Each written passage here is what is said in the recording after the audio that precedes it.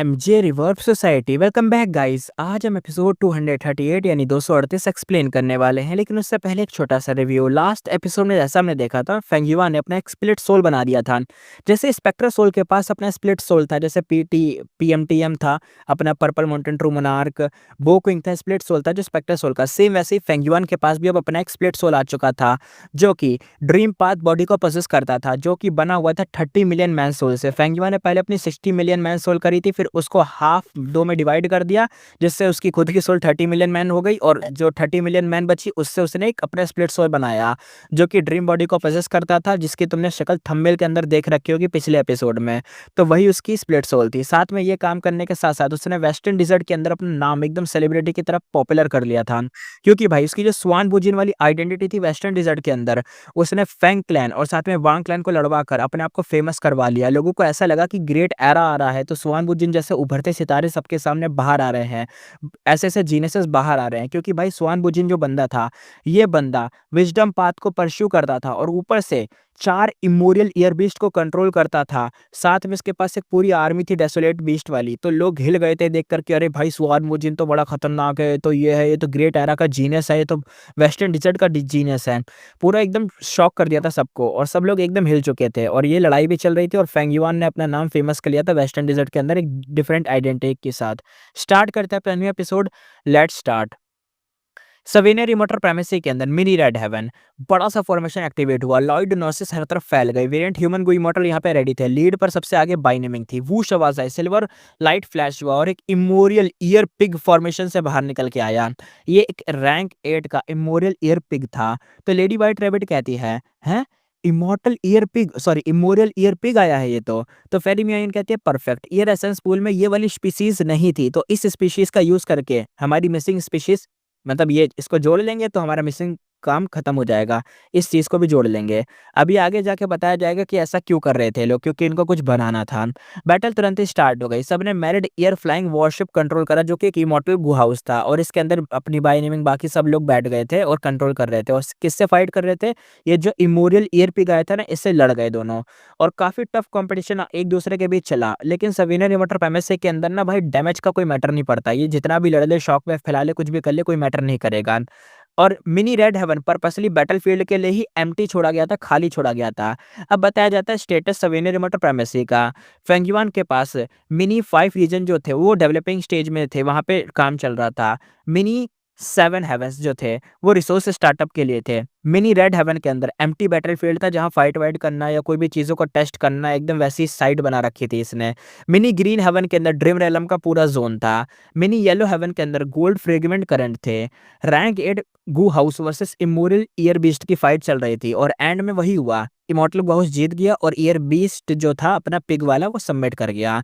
बाहर फेंगयुआन green ghost dessert के अंदर भाई सब चीजों को स्लेव बनाया जा रहा था, मारे जा रहा था, एकदम खाली करके सोल कोर निकाल रहा था, और जो काम के उनको स्लेव बना रहा था। और अंदर उसके सबऑर्डिनेट्स वॉरशिप के अंदर इमोरियल ईयर पिग जैसे जो स्पीशीज थी उन सबको कंट्रोल कर रहे थे, कैप्चर कर रहे थे। क्यों कर रहे थे पता चलता है, ये इसलिए कर रहे थे क्योंकि इनको एक फॉर्मेशन बनाई थी जिनका नाम था 12 जियोडिक फॉर्मेशन।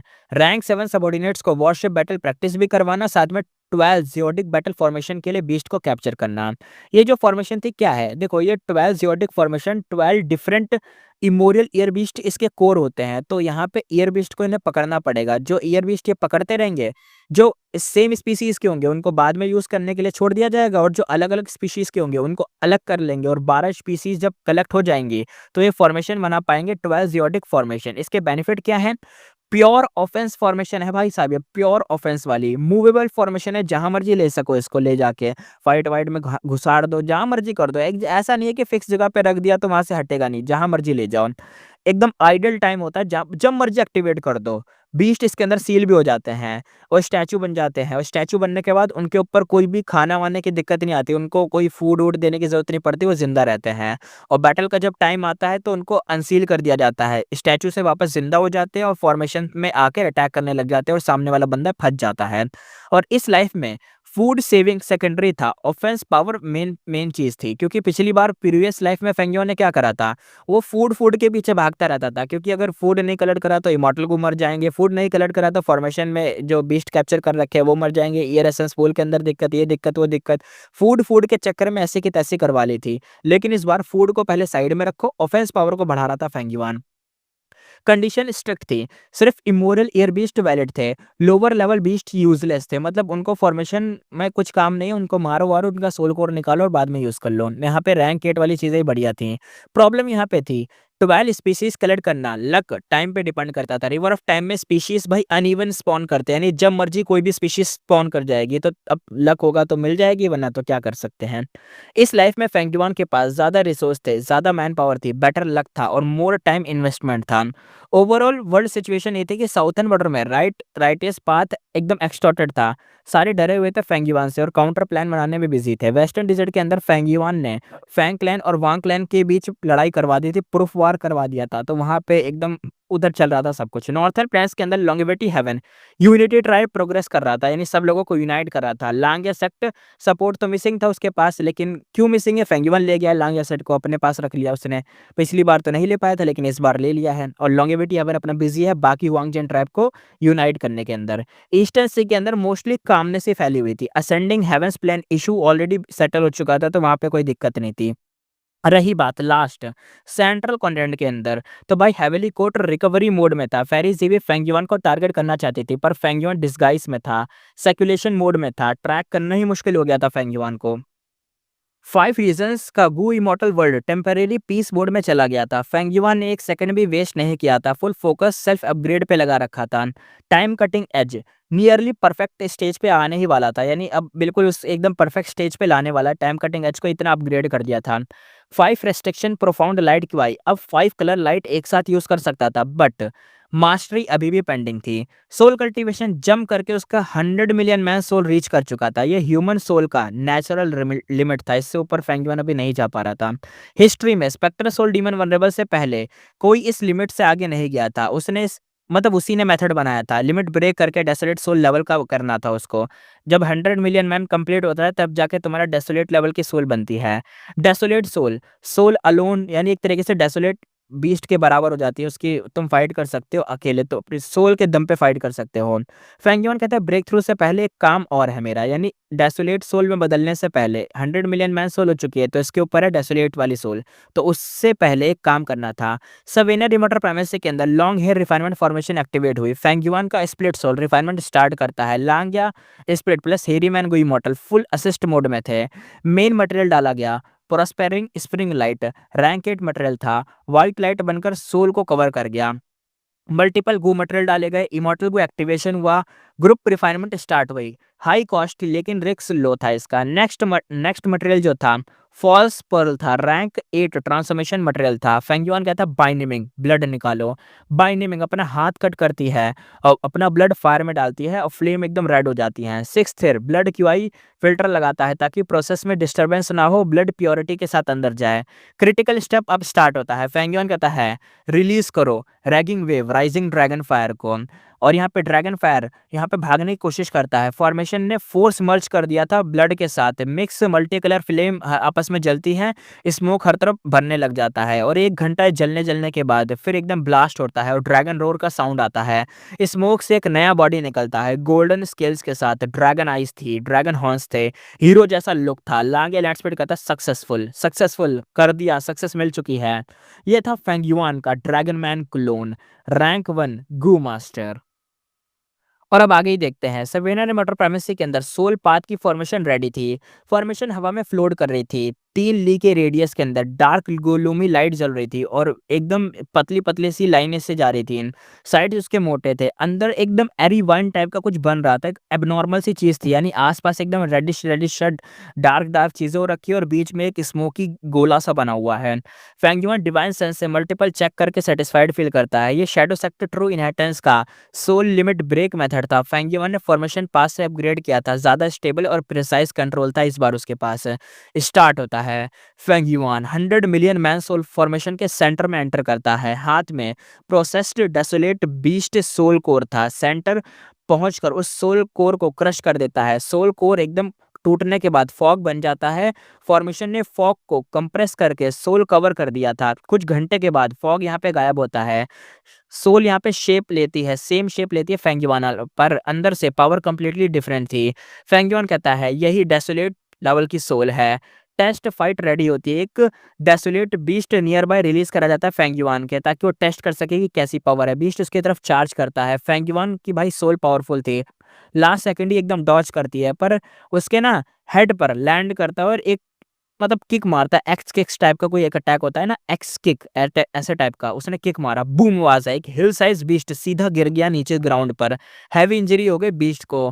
फेंगयुआन पे पंच किक के कॉम्बो चलाता है बीस्ट, फिर से एकदम भाई टप बहुत ज्यादा एकदम फट फट बहुत खतरनाक फाइट होती है। और इंटेलिजेंस तो लो होती है, काउंटर तो फेल हो ही जाता है उन बीस्ट का, वो कुछ कर भी नहीं पाते हैं। कुछ देर बाद बीस्ट तो भाई डर के भाग गया। रिजल्ट क्या हुआ, desolate beast level combat power achieved हो चुकी थी फेंगयुआन की। 1-on-1 normal desolate beast level की पावर थी फेंगयुआन के पास, और कोई मैच नहीं कर सकता। डेसोलेट लेवल का बीस्ट फेंगयुआन से लड़ नहीं पाएगा अगर हाथों में फाइट हो जाए कुछ ऐसे ही। लिमिटेशंस, डेसोलेट सोल खुद से फ्लाई नहीं कर सकता, गोवम सपोर्ट नीडेड होता है, बस इसकी यही एक लिमिटेशन थी। रीजन क्या है, ह्यूमन नेचर फ्लाइटलेस होता है, सोल भी फ्लाइटलेस होते हैं। कभी एहसास ही नहीं हुआ उनको कि फ्लाइट कैसी होती है, उड़ना क्या होता है। तो यही बात थी ना, सिर्फ स्पेशल रेसेस अलग होती है जो उड़ सकती है, अदरवाइज ह्यूमन रेस तो नहीं कर पाती। दाव मार्क यहाँ पे चेंज होते हैं। सोल पाथ के दाव मार्क सीधा जंप कर जाते हैं, 10,000 प्लस हो जाते हैं। डिफरेंस ये होता है कि down mountain plus low valley का जो मेथड था, हाई सोल फाउंडेशन के लिए था, लो दाव मार्क के लिए था। यानी देखो, सोल फाउंडेशन तो तुम्हारी खतरनाक ही लेवल पे इंक्रीज करेगा, लेकिन जो दाव मार्क है 10-12 हज़ार ही बढ़ेंगे। 10,000 ही बढ़े थे फेंगयुआन के, तो कम ही दाव मार्क बढ़ते हैं। नॉर्मल मेथड्स में दाव मार्क बिल्ड करके सेम लेवल पे पहुंच जाते हैं। यानी ऐसा होता है कि तुम्हारी सोल फाउंडेशन पहले भले चाहे जितनी भी पहुंच जाए, लेकिन तुम्हारे दाव मार्क ना बड़े स्पीड में बढ़ते हैं, बहुत ज़्यादा हो जाते हैं। लेकिन इस मेथड में, जो कि सबसे सेफ मेथड, सबसे इफेक्टिव मेथड है स्पेक्टर सोल का बनाया हुआ, उस मेथड से फेंगयुआन ने सोल फाउंडेशन को अप कर लिया। दाव मार्क भले लो मिले थे। सोल भी दाव मार्क का कैरियर ही होती है। सिर्फ सोल पाथ नहीं, दूसरे पाथ भी मार्क ऐड कर सकते हैं, जैसे टाइम पाथ, डिफेंस वेब्स, ऐसे टाइप का। अब soul cultivation next stage open था। 10 100 से 1000, फिर 10,000 डेसोलेट सोल। और पैरेलल वर्क जो उसका चल रहा था, यानी साइड में जो काम चल रहे थे, उसमें ये था कि डेसोलेट सोल कल्टीवेशन उसका कंटिन्यू था, और time path clone non stop reduction कर रहा था, और main body dragon man clone research कर रही थी। ड्रैगन मैन क्लोन सोल फेंगयुआन की अपीयरेंस में थी, यानी जो उसकी शक्ल थी सब कुछ सब फेंगयुआन की अपीयरेंस में था। बेस उसका भी 30 मिलियन मैन सोल वाला ही था, यानी वो जो ड्रैगन मैन क्लोन था वो भी रेडी था, और उसके अंदर भी फेंगयुआन की सोल थी, और जो ड्रैगन मैन क्लोन था वो भी फेंगयुआन जैसा ही दिखता था शक्ल से, और उसके अंदर भी 30 मिलियन मैन सोल वाली ताकत थी। ड्रीम बॉडी वाला जो है ना, उसके अंदर भी 30 मिलियन मैन वाली सोल वाली पर पावर है, सोल है, और इसके अंदर भी सेम सोल है 30 मिलियन मैन वाली। और फेंगयुआन की खुद की सोल भी डेसोलेट सोल बन चुकी है। फेंगयुआन ड्रैगन मैन क्लोन को इंस्पेक्ट करता है। अब क्लोन का लुक फुल ड्रैगन मैन जैसा था, टेल, हॉर्न, स्केल, वर्टिकल पुपल्स थे उसके, पर सोल वीक थी, सिर्फ कुछ डजन मैन सोल थी, और सोल पाथ दामाग भी सिंगल डिजिट में ही थे उसके ड्रैगन मैन सोल के क्लोन के। इसलिए ये इंटेंशनल, मतलब एक तरीके से इंटेंशनल रिजल्ट था, यानी फेंगयुआन ऐसा ही चाहता था। स्प्लिट सोल ह्यूमन सोल जैसा ही टाइप का था, अगर सीधा ड्रैगन मैन बॉडी में डालते तो फुल ड्रैगन मैन काउंट नहीं होता, इसलिए फेंगयुआन ने रिफाइन करके ड्रैगन मैन वाली बॉडी को भी बनाया, साथ में सोल को कन्वर्ट करा ड्रैगन मैन सोल के अंदर, ताकि मैच हो सके और ऐसा लगे कि पूरी ड्रैगन बॉडी के अंदर भी ड्रैगन मैन वाली सोल है। रहेगी फेंगयुआन की सोल, बस वो ड्रैगन मैन सोल में कन्वर्ट हो गई थी। गोल यहाँ पे क्लियर था, ड्रैगन पैलेस को इनहेरिट करना, सिर्फ क्लोन से ही फुल गारंटी देता था। Pure dream clone half finish था, बॉडी परफेक्ट थी, सोल ह्यूमन वाली थी, और long adaptation plus soul path method needed थे, और फुल मैच था उसका यहाँ पे, यानी कोई भी दिक्कत नहीं आ रही थी। बॉडी भी परफेक्ट है, सोल भी ह्यूमन वाली है, लेकिन उसको कन्वर्ट करवा के ड्रैगन मैन सोल में करवा दिया था, और सब सही चल रहा था। लेकिन मैं एक चीज़ सोच रहा हूँ, तुम्हें याद होगा कि जब पिछली बार बाइनेमिंग मरी थी, प्रीवियस लाइफ के अंदर बाइनेमिंग मर गई थी, ड्यूक लॉन्ग ने बस एक अपना खतरनाक वाला मेथड यूज़ करा था, सारे ड्रैगन मैन को मारने के लिए जो उसने यूज़ करा था वही मेथड यूज़ करा, और बाइनेमिंग भी मर गई थी। तो ये वाला जो मेथड है, अगर ड्यूक लॉन्ग दोबारा से यूज़ करे तो क्या फेंगयुआन का स्प्लिट सोल ड्रैगन बॉडी वाला मरेगा?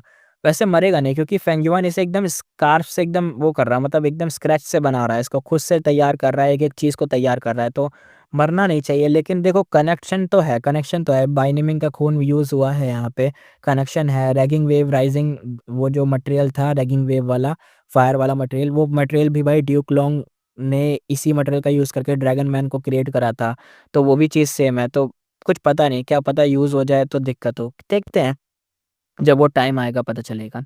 आगे देखते हैं मेन स्टोरी पर। जैसे सवीनर बॉडी मिलने के बाद फेंग युआन ने सोल एडजस्ट किया था। वेरिएंट ह्यूमन के ट्रेड्स यहाँ पे कुछ ऐसे थे। रॉकमैन अर्थ पाथ के दामों को पोजेस करते हैं। स्नोमैन आइस पाथ के, हेरी मैन रिफाइनमेंट पाथ के, मरमैन वाटर पाथ के, ड्रैगन मैन एंस्लेमेंट पाथ दावमार्क और मार्क्स बाय बर्थ यानी पैदा होते हैं उनके पास ये दावमार्क होते हैं।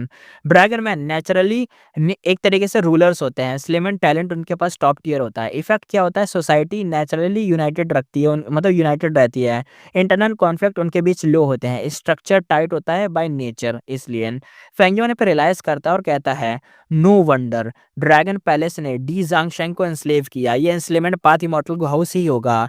ड्रैगन पैलेस की डिटेल अनक्लियर थी। बाइनिमिंग का ओनर कैसे बन गई अननोन था। वो कैसे ओनर बन गई कुछ नहीं पता, बट बैकअप रेडी था। बाइनिमिंग खुद जिंदा थी। तो अगर मान लो फेंगिवान की जो ड्रैगन मैन वाला क्लोन है स्पिरिट सोल है, अगर वो इनहेरिट नहीं कर पाया ड्रैगन पैलेस को, तो उसकी जगह पे बाइंडिंग इनहेरिट कर लेगी। ड्रैगन क्लोन रैंक 1 था अभी। फ्यूचर पाथ उसका एंस्लेमेंट पाथ ही होगा। टारगेट था उसको गू इमॉर्टल बनाना। प्योर ड्रीम क्लोन प्राइमल उसका एकदम सील्ड था और split soul slowly slowly body को मैच करके ट्रांसफॉर्म हो रहे थे, पर दोनों क्लोन्स का सोल कल्टीवेशन लिमिटेड ही रहेगा। पाथ दावमार्क कॉन्फ्लिक्ट इशू है ना, इसलिए क्योंकि देखो यार फेंगिवान के पास सविनर इमॉर्टल बॉडी है जिसके अंदर दावमार्क का कोई कॉन्फ्लिक्ट नहीं होता है, आपस में दावमार्क नहीं लड़ते। लेकिन ये जो बॉडीज है इनके अंदर तो दावमार्क का कॉन्फ्लिक्ट होता ही है ना।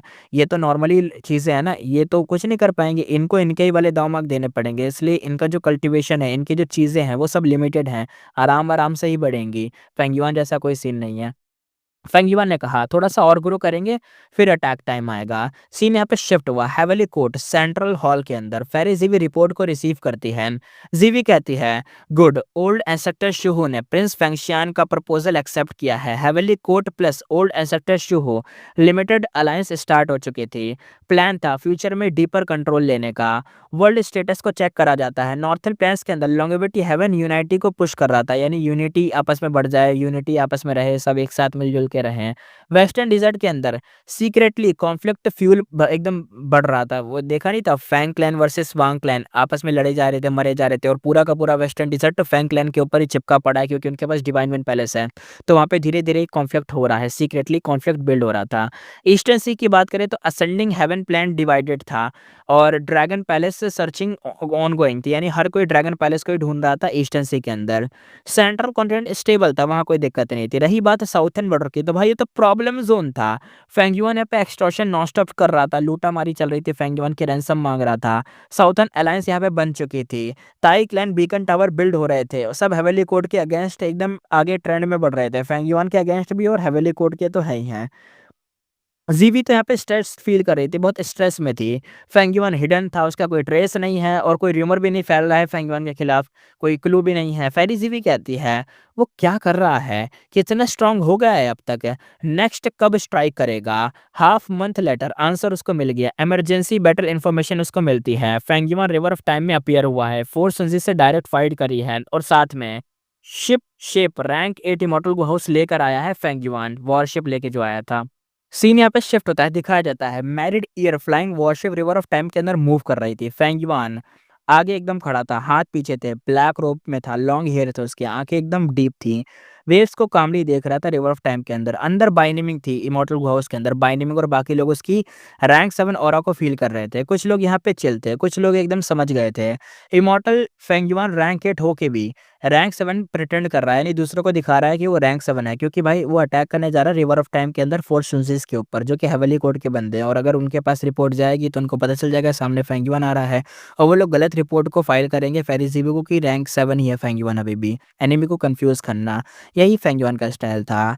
इमॉर्टल बैटल स्टार्ट हो चुकी थी, इन्फॉर्मेशन और टैक्टिक मतलब अब पहले से चल रही थी कि क्या प्लान करना है। फेंगयुआन का तो देखो क्लियर प्लान था, रैंक 8 कल्टीवेशन को सीक्रेट रखा जाए, नहीं तो सविनर इमॉर्टल बॉडी का सीक्रेट खुल जाएगा। रिबर्थ सीक्रेट भी शायद इस बैटल के बाद एक्सपोज हो जाए।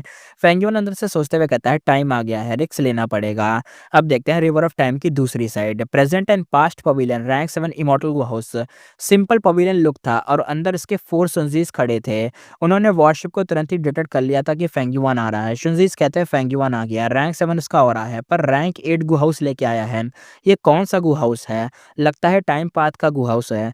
वो अटैक नहीं करते, सिर्फ ऑब्जर्व कर रहे थे। रिपोर्ट सीधा फेरिजीवी को दे रहे थे। वॉरशिप यहाँ पे स्लो मूव कर रही थी। फेंगयुआन एक्टिंग कर रहा था कि कुछ वो सर्च कर रहा है। सुनजीस कहते हैं रेड लोटस इनहेरिटेंस को शायद वो ढूंढ रहा है, उसने हमें डिटेक्ट नहीं किया है। जीवी का ऑर्डर क्या है, वेट करे या अटैक कर दे उसके ऊपर? हेवनली कोर्ट सेंट्रल हॉल के अंदर जीवी रिपोर्ट सुन के पहले तो खुश थी, फिर यहाँ पे सीरियस हो गई। जीवी कहती है फाइनली फेंगयुआन सामने आया। हिडन रहना ज़्यादा डेंजरस था, उसका प्रेशर थोड़ा सा अब कम हुआ है, यानी अब वो हिडन नहीं है, एटलीस्ट सामने तो है। जीवी कहती है अब देखते हैं कितना स्ट्रांग हुआ है, इस बार ख़त्म करना होगा इस बंदे को। पर कन्फ्यूज़न थी। रैंक 8 मतलब एक तरीके से रैंक 8 टाइम पाथ गो हाउस अचानक उसके पास कैसे आ गया? कोई रिकॉर्ड नहीं मिला, कंस्ट्रक्शन ट्रेस भी नहीं मिला कि कहाँ उसने बनाया था।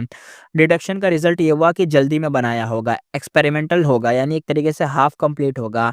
फुल पावर शायद स्टेबल ही नहीं होगी उसकी, टूट सकता है ये।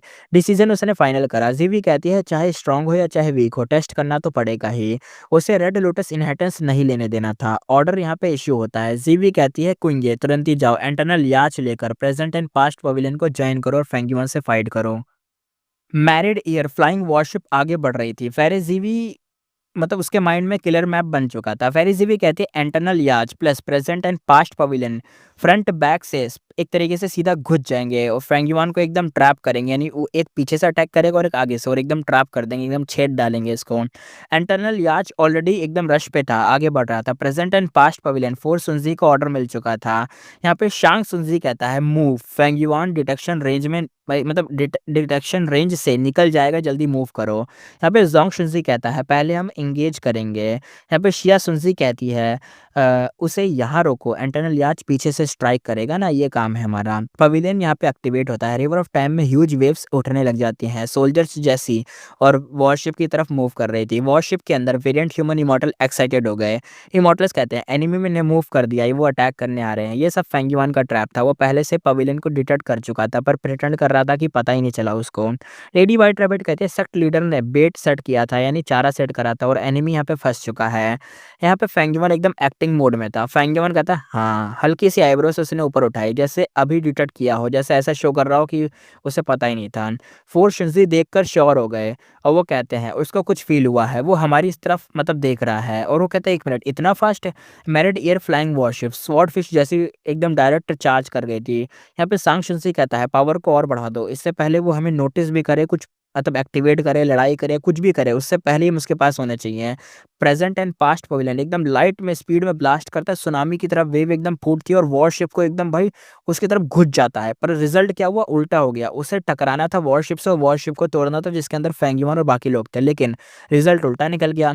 हर वेव यहाँ पे हिट करती है, वॉरशिप की स्पीड और बढ़ गई। सिल्वर लाइट शील्ड उसकी आसपास एकदम फॉर्म हो गई, वॉरशिप एकदम कवर हो गया, वॉरशिप भी बहुत स्पीड से आगे बढ़ने लग गया। यहाँ पे सुनजीस पैनिक में आ गए। शॉन्ग सुनजी कहता है स्पेशल मूव का यूज करो। रिवर वाटर ट्विस्ट हुआ, जाइंट भवंडर बना जो कि वॉरशिप को एकदम घेरने लग गया। शुनजी से एकदम रिलीफ की सांस लेते हैं कि बढ़िया, चलो अब ये पूरा का पूरा रिवर ऑफ टाइम का पानी फेंगयुआन के इमॉर्टल हाउस को घेर लेगा और एक खत्म हो जाएगा। और पूरा इमॉर्टल हाउस देख भी नहीं रहा, पूरे पानी में एकदम कवर हो चुका था। उन्होंने एक लंबी सी सांस ली। बंदे कहते चलो फाइनली हमने उसको रोक दिया, रुक गया, अब टेस्ट करते हैं। भवंडर अब एक तरीके से उसके अंदर ब्लेड्स कट एकदम निकलने लग गए, और एकदम जो काटने लग जाता है ग्राइंडर टाइप के, उसके अंदर से कट निकलने लग गए। जो भी उन्होंने अटैक कर रखा होगा, खतरनाक अटैक था, पानी के अंदर ब्लेड लगा रखे थे, जिससे जो ब्लेड थे भवंडर की तरह घूम के जो भी इस भवंडर के अंदर आएगा उसको काट देंगे। वॉरशिप इस एकदम सेंटर में था, बिल्कुल शांत था, उसके अंदर अभी भी कोई डैमेज नहीं लगा था। यहाँ पे शुन गुआउजी कहता है डिफेंस ब्रेक ही नहीं हो रहा है फेंगयुआन के इमॉर्टल गुआउस का। तो शिया सुजी कहती है टाइम लगेगा, टूट जाएगा यार। अंदर से वो खुद भी अनश्योर थे कि यार टूटेगा कि नहीं टूटेगा। वो उन्हें पता था कि ये उनका स्ट्रॉन्गेस्ट अटैक है। तभी एकदम सडन चेंज आया, रिवर वाटर का कलर शिफ्ट हो गया, सिल्वर रैपिड्स बन गए और वेयरपुल एकदम कोलैप्स कर गया। और वॉरशिप के नीचे मैसिव करंट बूस्ट हुआ और साइज करीबन 10 गुना बड़ा था। शिप के अंदर इमॉर्टल हंस पड़े। इमॉर्टल्स कहते हैं सिर्फ उनके पास रिवर टाइम का कंट्रोल थोड़ी ना है, हमारे पास भी है। फेंगयुआन एकदम शॉर्ट कमांड में कहता है मार दो इनको। बूम आवाज आई, रैपिड ब्लास्ट हुआ, वॉरशिप एकदम से फ्री हो गई और डायरेक्ट पवेलियन की तरफ चार्ज कर गई। फोर शिनजी एकदम शॉक में थे, और जो उनके ब्लेड या जो भी उनका मेथड था जो कि पानी के अंदर एकदम ब्लेड की तरह ग्राइंडर की तरह काम कर रहा था, सब तबाह हो चुका था। और भवंडर करीबन 50 सांस भी होल्ड नहीं कर पाया, 50 सेकंड भी होल्ड नहीं कर पाया और खत्म हो गया। उनका सबसे स्ट्रॉन्गेस्ट अटैक फेंगयुआन ने 50 सेकंड में ही तोड़ दिया। फोर शुनजी पैनिक मोड में थे। यहाँ पे शांग सुनजी कहता है इट इज कमिंग। शॉन्ग सुनजी कहता है ब्लॉक करो उसको। शिया सुनजी कहती है present and past pavilion full power में अटैक करो। पवेलियन एकदम मैक्स आउटपुट के साथ एकदम स्क्रीन में स्मोक छा गया, लाइट पिलर एकदम सॉलिड जैसे बन गए। मैरिड ईयर फ्लाइंग वॉरशिप सीधा एकदम चार्ज करा फेंगयुआन का इमॉर्टल हाउस। फेंगयुआन कहता है घुस जाओ इनके अंदर। लास्ट मोमेंट पे पवेलियन एकदम काउंटर अटैक करता है। वॉरशिप की स्पीड भी शार्पली यहाँ पे थोड़ी स्लो हो गई जब अटैक करा पवेलियन ने। फेंगियन कहता है slow down killer move, break कर दो इसको जो हमारी स्पीड को कम कर रहा है। वॉरशिप सिल्वर लाइट को कॉम्प्रेस करता है, क्रैक करता है और जो स्लो डाउन मूव था पवेलियन ने जो अटैक करा था उस मूव को तोड़ देता है। बूम आवाज आई, डायरेक्ट कोलाइजन वॉर, दोनों आपस में भिड़ गए। Present and past pavilion defence type नहीं था, सीधा ही टूट गया। रूफ उसकी एकदम जो ऊपर का छत थी एकदम ही उड़ गई, पिलर्स एकदम गिर गए, स्क्रीन जो थी इसकी एकदम भाई छिद गई पूरी। फोर्शन जी एकदम भाई ब्लड मुंह से निकल गया। टाइम रिवर ऑफ टाइम के अंदर वो सारे लोग गिर गए। वॉरशिप चेस स्टार्ट हुआ, शॉर्ट टाइम में ही सबको मार दिया। सही बात है, रिवर ऑफ टाइम के अंदर गिर गए, रिकवर भी नहीं कर सकते, बैकलैश का तो लगा ही लगा होगा। ऊपर से फेंगयुआन ने एक एक करके सबको मार दिया। उनके इमॉर्टल को ऑटो डेटोनेट कर गए, यानी फट गए। बॉडीज फ्रेगमेंट फेंगयुआन ने कलेक्ट कर लिए थे। तभी इंटरनल याच यहाँ पे आ गई। देख रहे हो कितनी लेट आई है ये। लेट नहीं आई वैसे देखा जाए तो, जल्दी ही आई है, लेकिन फेंगयुआन ने इनको इतनी स्पीड में मार दिया कि उसका जल्दी आना भी वेस्ट गया। कुइंगे डेक पर था और एकदम भाई जो लाशें थी उनको देख रहा था गुस्से में। कुइंगे कहता है फेंगयुआन तेरी मौत पक्की है। फेंगयुआन कहता है लो एक और आ गया मरने। नो बग डायरेक्टली अटैक हो गया। वॉरशिप ने रैपिड स्पीड बूस्ट में इंटरनल याच की तरफ एकदम डैश मारा, एकदम घुस गया अंदर। कुइंगे ने कमांड दिया एकदम शांत तरीके से कि हेड ऑन मत लो, डॉज करो इस अटैक को जो फेंगयुआन कर रहा है। पर मैरिड ईयर फ्लाइंग वॉरशिप जो कि फेंगयुआन का इमॉर्टल घोस्ट था, स्पीड लिमिट तोड़ दिया, एकदम सीधा ही घुस गया भाई, सीधा ही घुस गया। उनका जो कमांड था कि डॉज करो वो डॉज कर ही नहीं पाए, तब तक घुस गया फेंगयुआन। बूम आवाज आई, डायरेक्ट छेद दिया इंटरनल याच, फुल एकदम भाई बड़ा सा होल बन गया उस इंटरनल याच के अंदर। इमॉर्टल्स कहते हैं इम्पॉसिबल, स्ट्रॉन्गेस्ट डिफेंस भी हमारा फेल हो गया कैसे। सेकंड हिट लगा, दोबारा से क्लैश हुआ, थर्ड हिट लगा, स्ट्रक्चर आधा हिल गया, गोवम डैमेज हो गए, कोलैप्स कर गए आधे तो। सब पैनिक में थे, पसीने पसीने में हो गए थे, डर रहे थे। कुंग ये कहता है डॉज की छोड़ो, पहले यहाँ से भागो। इंटरनल याच यहाँ पे टर्न लेता है, भागने लगा। फेंगयुआन कहता है एस्केप, ना ना ना ना ना। यहाँ पे रिपीटेड वही चीज होती है, दोबारा से घुस जाओ, अटैक करो, यही चीजें चलती रही। रिजल्ट एकदम फिक्स था। सून इंटरनल याच पूरा डिस्ट्रॉयड हो गया और क्विंग ये रिवर ऑफ टाइम के अंदर गिर गया। वॉरशिप का जो क्रू था चिल्ला रहा था, इमॉर्टल्स कहता है किल हिम किल हिम। और जो वॉरशिप था सीधा डाइव करता है शार्क जैसा रिवर ऑफ टाइम के अंदर सबको मारने के लिए। क्विंग ये डार्क पाथ का था, रिवर ऑफ टाइम में बहुत ज्यादा सफरेस फील कर रहा था। डिफेंस स्पैम करता है लेकिन बूम आवाज आई, डिफेंस भी उसका काम नहीं करा। शार्क एकदम सीधा डिफेंस को तोड़ देता है, क्विंगे को उड़ा दिया, ब्लड मुंह से निकल गया, सरफेस की तरफ एकदम तैरने लगा, भागने की कोशिश करने लग गया। सरफेस ऑलमोस्ट टच करने ही वाला था, देखा कि वॉरशिप उसके ऊपर ही वेट कर रहा है। और वॉरशिप को ऐसा लगा जैसे होता है ना हेलीकॉप्टर तुम्हारे ऊपर है, वो पंखे के साथ घूम रहा है, लेकिन पंखा ही बंद हो गया और हेलीकॉप्टर तुम्हारे ऊपर गिरा। सेम फेंगयुआन ने ऐसी हालत करी थी, दबा डाला भाई, एकदम घुसा दिया, जहां पे था उसके अंदर ही घुसा दिया। वॉरशिप का जो बेस था सीधा उसके हेड पर गिरा। स्कल एकदम भाई क्या बोले, भेजा वेजा सब अलग हो गया, सब कुछ एकदम सब टुकड़े टुकड़े हो गए, उसका बन गया भाई टट्टी सी। वैसे ये चीज़ सही भी तो है। यहाँ पे हेविली कोड को ऐसा लगेगा कि फेंगयुआन इतनी देर से आया नहीं, इसका मतलब वो यहाँ पे एक बहुत ही पावरफुल रैंक 8 का इमॉर्टल हाउस बिल्ड कर रहा था, इसलिए वो यहाँ पे दिखा नहीं। भले वो रैंक 7 है लेकिन उसके पास रैंक 8 का इमॉर्टल हाउस है। देखो ये भी हो सकता है कि वो ये सोचे, लेकिन ये भी हो सकता है कि उनको ये भी पता चल जाए कि फेंगयुआन मतलब हो चुका है, स्प्रिंग ऑटम सिगारा को यूज़ कर चुका है और वो रैंक 8 भी है। ये भी हो सकता है उन्हें पता चल जाए, लेकिन मेरी असम्पशन के हिसाब से, मेरी सोच के हिसाब से ऐसा होगा, शायद उनको ऐसा लगेगा कि फेंगयुआन इतने टाइम से दिखा नहीं, इसका मतलब यही था कि वो इमॉर्टल हाउस को बना रहा था जो कि रैंक 8 वाला था। उसकी पावर खुद की इंडिविजुअल स्ट्रेंथ नहीं बढ़ी, बस उसकी इमॉर्टल हाउस की ताकत, मतलब इमॉर्टल हाउस आने से उसकी ताकत बढ़ गई है, बस इतना ही है। ताकि ये लोग एकदम फूल भी रहेंगे, फेंगयुआन ने भी शायद यही सोचा होगा मेरे हिसाब से। देखते हैं क्या होगा। फेरिज़ी भी यहाँ पे क्या सोचते हैं कि भाई उसके 2-2 इमॉर्टल घोस्ट को फेंगियोन ने कुत्ता बना के लोगों को भी मार दिया और इमॉर्टल घोस्ट को भी तोड़ डाला। देखते हैं आगे क्या होगा। क्विंग ये पानी में डूब रहा था, गुर गुर गुर आवाज आ रही थी, रिवर ऑफ टाइम का पानी उसके मुंह में घुस गया था, बॉडी सीधा एकदम नीचे ढकेल रही थी, एकदम नीचे घिससे जा रही थी। यहाँ पे बिंग युआन कहता है अभी तक जिंदा हो। रॉकमैन एडलर कहता है फिर से मारो बहन कमीनों को। Married year flying worship third time एकदम घुसा अंदर और फिर बूम आवाज आई। राइट शोल्डर से चेस्ट तक की जो बॉडी थी एकदम ऑर्गन्स को फाड़ डाला बीच में से। क्विंगे एकदम देखता रह गया, स्ट्रगल करा, लेकिन पावर जीरो थी और एकदम क्विंगे की भी डेथ हो गई। शॉक भाई शॉक, फिर चीयर्स आए, इमॉर्टल्स चिल्लाने लग गए रैंक 8 को मार दिया, हमने सच में मार दिया रैंक 8 को, हेवनली कोड के 2 बंदे पेल दिए, मतलब 2 इमॉर्टल को हाउस मार दिए। बाय नेमिंग हाई लाओलान विजिबली एकदम शेकन थे, वो हिल गए थे। फेरी मियाओ लेडी व्हाइट रैबिट भी एक्साइटेड थे। फेंगयुआन की बॉडी मतलब फेंगयुआन बॉडी को कलेक्ट कर रहा था, सोल खुद ही डिस्ट्रॉय कर दिया था क्विंगे ने, तो बॉडी को ही कलेक्ट कर पाया था। फेंगयुआन कहता है सोल गया पर बॉडी तो टॉप इमॉर्टल मटेरियल है ना, पैंथम पाथ रिसर्च में काम आएगा इसका बॉडी। अब आगे पता चलता है हेवली कोड गो इमॉर्टल पैंथम प्राइमेसी उनके पास हुआ करता है, वही उसका ही देखो पैंथम प्राइमेसी है तो फेंगयुआन उस प्राइमेसी का देखो एनेक्स तो कर नहीं सकता, एब्जॉर्ब तो कर नहीं सकता, लेकिन एटलीस्ट रिसर्च तो कर सकता है और चीज़ें पता कर सकता है कि ये जो डेथ पर गू और दाओ इसके मार्क वैनिश कैसे हो जाते हैं, ये जो प्राइमेसी है कैसे काम करता है। और जो लास्ट है पैंथम पास सीक्रेट क्या है उसका, फेंगयॉन फ्यूचर में इस मेथड को क्रैक करके लॉयल्टी कंट्रोल टूल बनाना चाहता था, जैसे हेवली कोड बनाता है ना, हेवली कोड ने भी दूसरों के साथ यही कर सकता है, मतलब कर रखा है कि दूसरों को प्राइमेसी ले लिया, उनको पैंथम प्राइमेसी दे दिया है, तो वैसे टाइप का। आगे देखते हैं बैटलफील्ड में रिजल्ट पता चलता है, present and past pavilion destroyed हो चुका था, इंटरनल याच भी डिस्ट्रॉयड हो चुका था, 10 से ज़्यादा कोई इमॉर्टल यहाँ पर डेड हो चुके थे, सबकी जो लाशें थी और सोल थी कैप्चर हो चुकी थी, जिन्होंने अपनी सोल डिस्ट्रॉय कर दी, जिन्होंने अपने गुड डिस्ट्रॉय करने थे उन्होंने कर दिए, लेकिन जो बॉडी थी किसी की बॉडी रह गई, किसी की सोल रह गई, जो फेंगयुआन ने ले ली, जो मिला फेंगयुआन ने सब रख लिया। वॉरशिप पेट्रोल मोड में था, फेंगयुआन वेट कर रहा था कि रेनफोर्समेंट शायद आएगी हेवली कोड की, क्रू स्टिल हाइप में था, टॉपिक यही था कि क्विंगे को मार दिया, क्विंगे को मार दिया, 2 इमॉर्टल घोस्ट पेल दिए, मजा आ गया। रीज़न यहाँ पे क्लियर था, river of time, heavy time down mark से भरा हुआ था, टाइम पाथ का बूस्ट मिलता था, यहाँ पे जो भी टाइम पाथ की चीज़ होगी उन सबको बूस्ट मिलेगा, बफ मिलेगा और जो भी इसके अलावा कोई भी पाथ होगा वो सारा का सारा सप्रेस हो जाएगा। क्विंगे सिर्फ 20 से 30% ही पावर्स को यूज़ कर पाता है यहाँ पे, तो इसलिए पावर्स की सप्रेस हो गए, वो भी मर चुका था।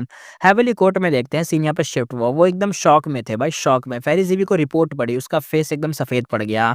जीवी कहती है दोनों इमॉर्टल गू हाउस गए, क्विंगे भी डेड हो गया। वो एनालिसिस करती है, वॉरशिप स्टाइल उसका समझ आया कि सिंपल नहीं है, ये एकदम हार्ड कोलाइजन था, रिवर ऑफ टाइम और इंटेंस डिफेंस था इसके पास, यानी जो फेंगयुआन का जो वॉरशिप है उसके पास ऐसी पावर की जिसके अंदर घुस जाओ एकदम तोड़-फाड़ कर सकता है, इतनी खतरनाक उसकी डिस्ट्रक्शन पावर है, साथ में उसका भी डिफेंस बहुत बढ़िया कि जिससे वो भिड़ जाता है ना, उसको खुद को डैमेज नहीं लगता, सामने वाले को लग जाता है। और यहाँ पे रियल रीज़न समझ आया, फेरिसी भी कहते हैं फेंगयुआन रिबॉर्न कन्फर्म है, उसे इन दोनों हाउसेस के किलर मूव और डिफेंस का फुल नॉलेज था, परफेक्ट काउंटर भी उसके पास रेडी था, इसका मतलब वो रिबॉर्न हुआ है। अब पैनिक प्लानिंग स्टार्ट होती है। फेरिज़ी भी कहती है, हमारे बाकी टाइम पाथ इमॉर्टल को हाउस अभी बिल्ड हो रहे हैं, वो उनको भी जानता होगा। कंस्ट्रक्शन को रोक दूँ क्या? क्या करूँ मैं? नए डिज़ाइन बनाऊँ? नहीं, नहीं, नहीं, अब तो लेट हो जाएगा, ऐसा नहीं कर सकते, लेट हो गया ये। अब उसके अंदर फ़ियर आने लग गया, वो डरने लग गई। फेरिज़ी भी कहती है, अगर फेंगयुआन रेड लोटस ट्रू इनहेरिटेंस ले गया, सिचुएशन लांघ डिफीट से भी बहुत बुरी हो जाएगी। फर्स्ट टाइम फेरिज़ी को कंप्लीटली अनश्योर फ़ील हो रहा था कि वो क्या करेगी, क्या नहीं करना, जो प्लान बना रही है वो काम करेगा या नहीं करेगा। पहले तो श्योर रहते थे कि ये नहीं तो ये सही, ये नहीं तो वो सही। विज़डम पाथ है ना भाई, इसलिए सारी प्लानिंग रेडी रहती है। Plan A, plan B, plan C, plan D, वो नहीं तो कुछ भी आ जाएगा। लेकिन इस बार वो अनश्योर थी, उसे खुद समझ नहीं आ रहा था कि क्या करा जाए। इसी के साथ यहाँ पे सीन शिफ्ट हुआ, सीन दिखा जाता है फेंगयुआन की साइड का। फेंगयुआन और बाकी सब रिवर ऑफ टाइम की ट्रिब्यूटरी से वापस साउथर्न बॉर्डर आ गए। बैटल के बाद सबका मूड हाई था, पर रेस्ट और रीग्रुप ज़रूरी था। फेंगयुआन कॉर्प्सेस को चेक करता है कि क्या-क्या लूट मिली है। क्विंगे रैंक 8 था, बाकी सब यहाँ पे रैंक 7 सेंट्रल कॉन्वेंट के बंदे थे, ज़्यादातर 10 ग्रेट एशियन सेट के थे। उन्होंने मटेरियल इमॉर्टल प्राइमेसी एक तरीके से डोनेट नहीं किया था, इसलिए उनका जो प्राइमेसी था वो सेफ था, पैंथम वाला नहीं था। क्विंगे का यहाँ पे पैंथम वाला था। ज़्यादा गूम डिस्ट्रॉय हो गए थे, पर कुछ इमॉर्टल को यहाँ पे बच गए थे। फेंगयुआन कहता है पहले इंस्पेक्ट करते हैं, फिर इनको खा लेंगे, एनेक्स कर लेंगे। जहाँ अटेंडमेंट कम होगा वहाँ एनेक्स नहीं कर पाऊँगा। साउथर्न बॉर्डर कैप्टिव्स भी कुछ ऐसे ही केसेस थे, इसलिए उनको भी अभी तक एनेक्स नहीं कर पाया। फिर मेन पॉइंट यहाँ पे क्लियर होता है। फेंगयुआन कहता है रियल प्रॉफिट यहाँ पे स्पॉइल नहीं हुआ है, रियल प्रॉफिट यहाँ पे था इनिशिएटिव मेरे हाथ में आ जाए, और वो मेरे ही हाथ में था। अब मैं हेवली कोड को फोर्स कर रहा हूँ, उनको मैं डरा रहा हूँ। टाइमिंग भी परफेक्ट थी, अगर पहले फाइट करता तो मैरिड ईयर फ्लाइंग वॉरशिप नहीं होती, रैंक 8 कल्टीवेशन एक्सपोज हो जाती, मेरी ताकत एक्सपोज हो जाती। और अगर लेट करता तो हेवली कोड की और टाइम पाथ इमॉर्टल हाउसेस बन के रेडी हो जाते, और वहाँ पे फिर 2 नहीं बहुत सारे इमॉर्टल हाउसेस होते। इस बार उसने इंटरनल याच को डिस्ट्रॉय कर दिया था, प्रेजेंट एंड पास्ट पवेलियन को डिस्ट्रॉय कर दिया था। हेवली कोड अब रिवर ऑफ टाइम में वीक हो गया था। फेंगयुआन सोचता हुआ कहता है वो रेड लोटस ट्रू इनहेरिटेंस को बचाने के लिए फोर्स भेजेंगे, उनके पास टाइम पाथ रैंक 8 एक्सपर्ट नहीं है, जो भी भेजेंगे मैं फिर से उन सबको तोड़ डालूंगा। रिवर ऑफ टाइम अब फेंगयुआन का हंटिंग ग्राउंड बन चुका था, क्योंकि अब इनिशिएटिव फेंगयुआन के हाथ में था, पर एक कॉस्ट क्लियर थी। एक चीज़, फेंग युआन कहता है रीबर्थ सीक्रेट अब छुप नहीं सकता, यानी उन्हें पता चल जाएगा और वही होता है। कुछ दिन बाद फेरीजी भी ट्रेजर हेवन में न्यूज़ फैला देती है, फेंग युआन दोबारा से रिबॉर्न हुआ है। फेंग युआन के पास रैंक 8 टाइम पाथ इमॉर्टल गो हाउस है। वर्ल्ड दोबारा से शॉक में आ गया, डिस्कशन दोबारा से होने लग गए। एक इमॉर्टल बात करते हुए कहता है फेंग युआन अब डेमोनिक ओवरलॉर्ड लेवल का बन चुका है। दूसरा इमॉर्टल कहता है रिवर ऑफ टाइम प्लस उसके पास रिवर्स फ्लो रिवर है, वहां की भी नॉलेज है। रिवर ऑफ टाइम में भी गया, वहां पे भी लड़ाई करी उसने, 2 बंदों को मार दिया, मतलब 2 बंदे नहीं 10 बंदों को मार दिया और 2 इमॉर्टल घोस्ट को पेल दिया हेवेली कोर्ट वाले के। तो उसके पास एक रैंक 8 का इमॉर्टल घोस्ट खुद का भी है, कौन रोकेगा उसको। तीसरा बंदा कहता है इमॉर्टल घोस्ट इतनी जल्दी इसके पास आया कैसे भाई। रिप्लाई मिलता है कि लांग या ब्लेस्टलैंड उसने खा लिया था, फाउंडेशन रेडी थी भाई, तो मिल ही जाएगा। हेवेली कोर्ट पे भी बात आई, हेवेली कोर्ट बार-बार हार रही है यार, उनके पास फेंगियन का काउंटर ही नहीं है, वो क्या कर पाएँगे? यहाँ पे एनालिसिस स्प्रेड होने लग गया।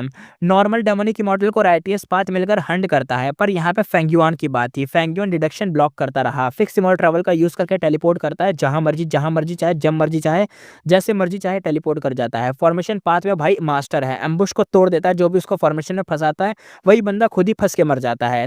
टाइम पाथ फॉर्मेशन में साउथर्न बॉर्डर टीम को भी कैप्चर कर डाला था उसने। Refinement path great grand master है, लांगिया का फुल सपोर्ट है उसके पास। कंक्लूजन वर्ल्ड का बस यही निकला कि ये जो बंदा था मल्टीपल पाथ का मॉन्स्टर है, इस लेवल का वर्सेटाइल टैलेंट हिस्ट्री में बहुत रेयर था। एक ही बात सब लोग रिपीट कर रहे थे, अब समझ आया ये बंदा मॉन्स्टर है। बहुत गुई मोटर शॉक में एकदम सांस अंदर बाहर ले रहे थे। ज्यादातर रैंक 8 भी सिर्फ एक मेन पाथ कल्टीवेट करते हैं, इतने सारे पाथ एक साथ ऑलमोस्ट इम्पॉसिबल था। लॉजिक क्लियर था, multiple path cultivation time energy resource मतलब बहुत ज्यादा लेता है, एंड में कुछ भी परफेक्ट नहीं होता और बंदा कुछ नहीं कर पाता। होता है ना कि ये भी कर लूँ, वो भी कर लूँ, ये भी कर लूँ, वो भी कर लूँ, कर करके तुम एक भी काम नहीं कर पाते और एंड में जाके तुम्हें कुछ नहीं मिलता, कुछ भी नहीं मिल पाता तुम्हें। लेकिन यहाँ फेंग युआन की बात थी, वो मल्टीपल चीज़ों को कर पा रहा था और रिजल्ट भी मिल रहे थे उसको, बहुत बड़ी बात थी। फेंग युआन भी ओरिजिनली सिंगल पाथ फोकस करना चाहता था, पर मजबूरी थी। विजडम पाथ के बिना स्कीम फेल हो जाए, सोल पाथ के बिना बेटर स्ट्रेंथ कम हो जाए, फॉर्मेशन पाथ के बिना साउथर्न बॉर्डर इमॉर्टल कैप्चर करना इम्पॉसिबल था।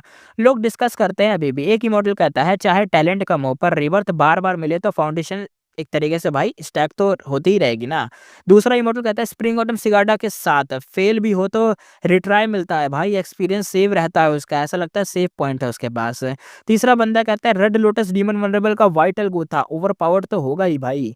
एक बंदा कहता है मिथिकल गू रैंकिंग में स्प्रिंग ऑटम सिगार्डो को ऊपर जाना चाहिए। दूसरा ग्रुप यहाँ पे डिसएग्री करता है इन सब बातों से। दूसरा ग्रुप इन सबको काउंटर करते हुए कहता है ओवर रिएक्ट मत करो बे, ये सिर्फ गोवम है, रेस्ट्रिक्ट के मेथड इसके भी हैं, इसको भी रोका जा सकता है। तो एक बंदा कहता है रियल रीजन है फेंग युआन एक अदरवर्ल्डली डीमन है, इसलिए वो सब कुछ कर पा रहा है। हमारे पास ये सब होता तो हम भी नहीं कर पाते। सही बात है, नहीं कर पाते भाई वो लोग, क्योंकि फेंग युआन अदरवर्ल्डली डीमन है, वो फेट से बंधा हुआ नहीं है, जो मर्जी करे हेवेंस पे लब उसका कुछ नहीं उखाड़ पाता है ज्यादा। आगे देखते हैं कि मॉडल कहता है other worldly demon plus spring autumn cicada भाई ब्रोकन कॉम्बो है। इतना सब देखकर फेंग युआन नेक्स्ट स्टेप लेता है, वो ट्रेजर वाले हेवन में रिवर ऑफ टाइम का बैटल वीडियो फुल रिलीज कर देता है कि कैसे उसने 2 इमॉर्टल हाउस का पेला था गंदा वाला, साथ में डायरेक्ट मैसेज भी डालता है। फेंग युआन कहता है हेवनली कोर्ट मेरा काउंटर अटैक अभी स्टार्ट हुआ है, मैं रेड लोटस ट्रू इनहर्टेंस से लेके फेट को तोड़ दूंगा। पिछली लाइफ में ना तुम जीते क्योंकि फाउंडेशन तुम्हारी हिडन थी, बाकी 4 रीजन का तुरंत पता ही नहीं था उन लोगों को, वो लोग भी एकदम हार गए थे। लेकिन इस बार तुम वेट करो बस, मैसेज ड्रॉप होता ही 5 रीजन एकदम साइलेंट हो गए।